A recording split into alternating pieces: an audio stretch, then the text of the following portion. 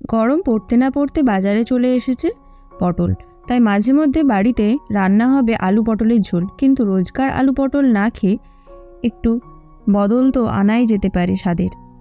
খুব সহজেই বানিয়ে নিন এই দই পটল। আজ রইল সেই রেসিপিটি।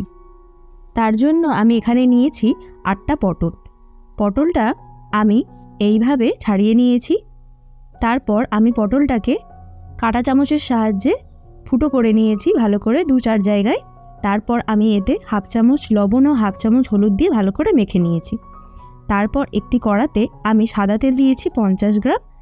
সেই তেলটা ভালোভাবে গরম হলে পারে আমি পটলগুলো দিয়ে দিলাম। পটলগুলো দেওয়ার পর আমি এটাকে 2 মিনিট ধরে এইভাবে নাড়িয়ে চাড়িয়ে ভেজে নিচ্ছি।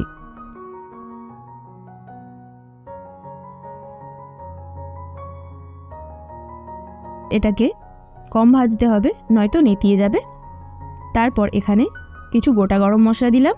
তারপর বড় সাইজের একটা পেঁয়াজ এইভাবে কুচিয়ে রাখা আমি দিয়ে দিচ্ছি।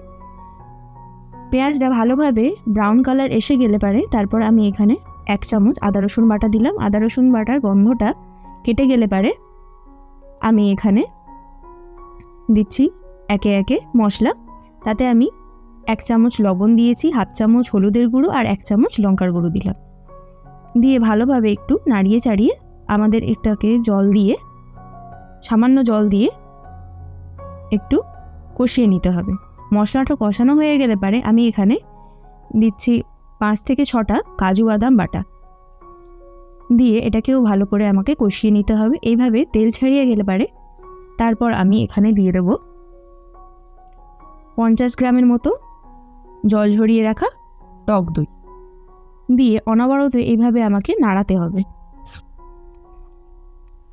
ভালোভাবে নাড়িয়ে চাড়িয়ে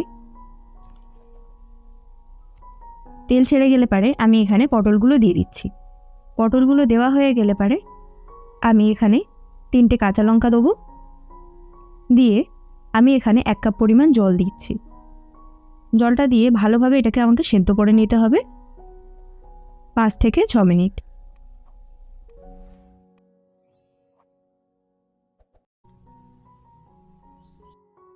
ফিরে আসলাম 5 থেকে 6 মিনিট পর। দেখুন গ্রেভিটা ঠিক এইভাবে হয়ে গেছে।